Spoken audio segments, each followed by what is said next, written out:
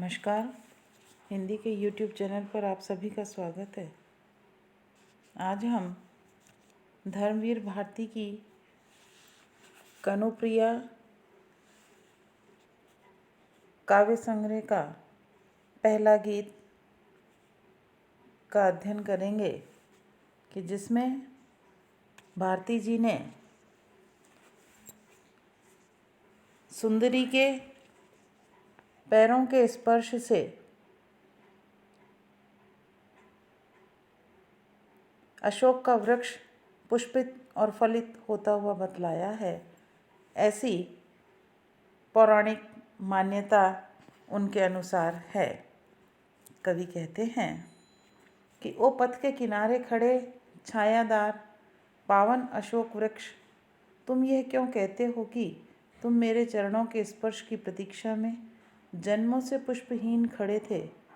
तुमको क्या मालूम कि मैं कितनी बार केवल तुम्हारे लिए धूल में मिली हूँ। धरती में गहरे उतर जड़ों के सहारे तुम्हारे कठोर तने के रेशों में कलियां बन, कोंपल बन, सौरभ बन, लाली बन चुपके से सो गई हूँ कि कब मधुमास आए और तुम कब मेरे प्रस्फुटन में छा जाओ। कवि धर्मवीर भारती कहते हैं कि कोई सुंदरी जो है वह अशोक के वृक्ष से कहने लगी, ओ पथ के किनारे खड़े छायादार पवित्र अशोक के वृक्ष, तुम ऐसा क्यों कहते हो कि तुम ऐसा क्यों कहते हो कि मेरे चरणों के स्पर्श की प्रतीक्षा में तुम जन्मों से पुष्पहीन होकर खड़े थे। कहने का तात्पर्य है कि वह सुंदरी जब अशोक के वृक्ष पर पैर से प्रहार करे या पैर का स्पर्श करे तभी अशोक का वृक्ष जो है पुष्पित और फलित होगा। आगे कवि कहते हैं कि ऐसी मान्यता के अनुसार कि अशोक का जो वृक्ष है वह प्रतीक्षा में खड़ा है। आगे कहते हैं कि वह तो अशोक के वृक्ष को संबोधित करते हुए कहते हैं कि वह तो पवित्र छायादार वृक्ष है। उसका शरीर धरती के तत्वों से मिल करके बना है। अतः वह सुंदरी कहने लगी कि हे अशोक के वृक्ष, क्या तुम्हें यह मालूम नहीं कि मैं केवल तुम्हारे लिए अनेक बार धूल में मिली हूँ। मैं धूल मिट्टी के रूप में धरती में गहरे उतर अर्थात गहराई तक जाकर तुम्हारी जड़ों में इस प्रकार समाई हूँ और तुम्हारे कठोर तने के रेशों में कलियों के रूप में, कोपल के रूप में, सौरभ एवं फूलों की लाली के रूप में तुम्हारे ही भीतर समाकर लाली के रूप में तुम्हारे ही भीतर इस प्रकार समा गई हूँ और चुपके से सो गई हूँ कि कब मधुमास यानी वसंत, कि कब वसंत ऋतु आए और कब तुम मेरे खिलने से शोभा संपन्न हो जाओ, अर्थात कब तुम खिलकर सभी को आनंदित करो। कहने का तात्पर्य है कि धरती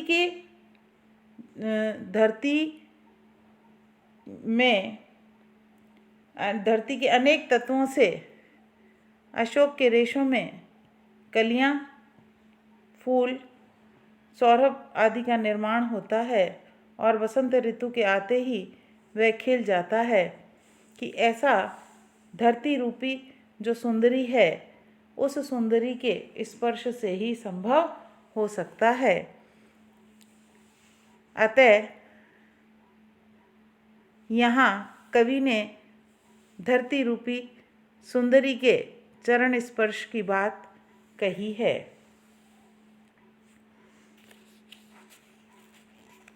कि यहाँ कवि ने धरती रूपी सुंदरी के विषय में बतलाया है और उस धरती रूपी सुंदरी के पैरों के स्पर्श से अशोक का जो वृक्ष है वह खिल जाता है।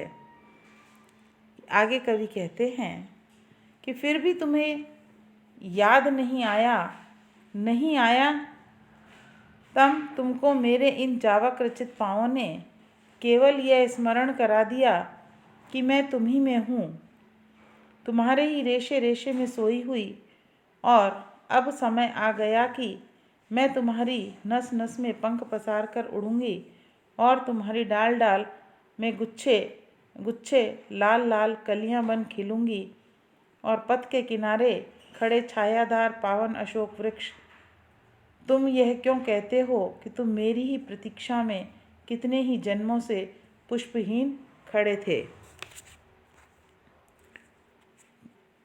कि यहाँ कवि ने अशोक के वृक्ष को कि सुंदरी के पाद स्पर्श से, पैरों के स्पर्श से पुष्पित और फलित होता हुआ बताया है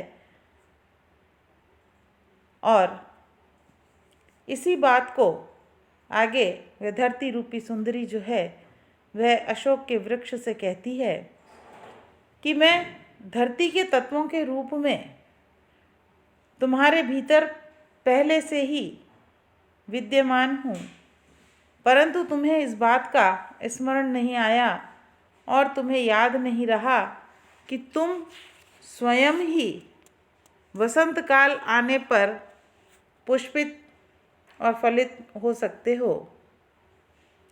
इस कारण मेरे मेहंदी रचे,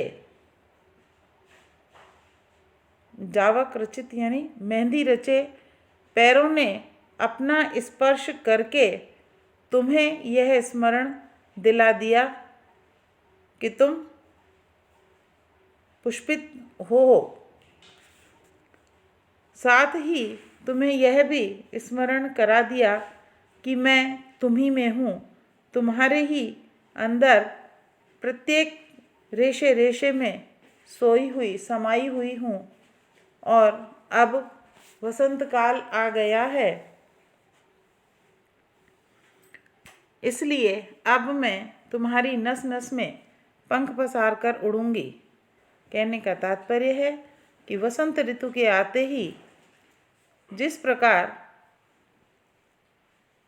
वनों में वृक्ष पुष्पित और पल्लवित हो जाते हैं, उसी प्रकार अशोक का वृक्ष भी वसंत ऋतु के आगमन पर पुष्पित और पल्लवित हो गया और वह धरती रूपी सुंदरी अशोक के वृक्ष से कहने लगी कि वसंत काल, वसंत ऋतु आने पर मैं सौरभ बनकर चारों ओर फैलूंगी और तुम्हारी प्रत्येक डाल डाल में लाल रंग की कलियों के गुच्छों के रूप में खिलूंगी।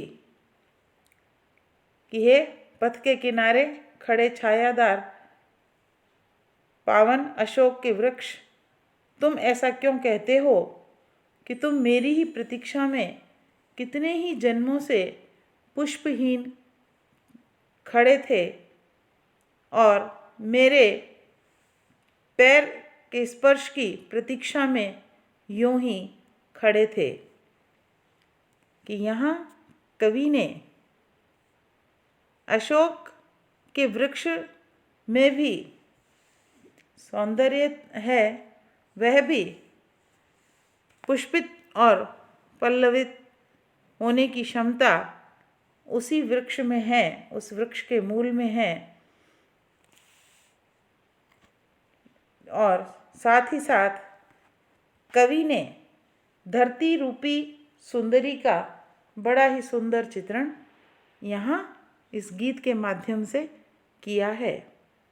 हमने आपको ये पहला गीत पढ़ाया, इसे पढ़िए, सुनिए, समझिए और चैनल को लाइक और सब्सक्राइब अवश्य कीजिए। धन्यवाद।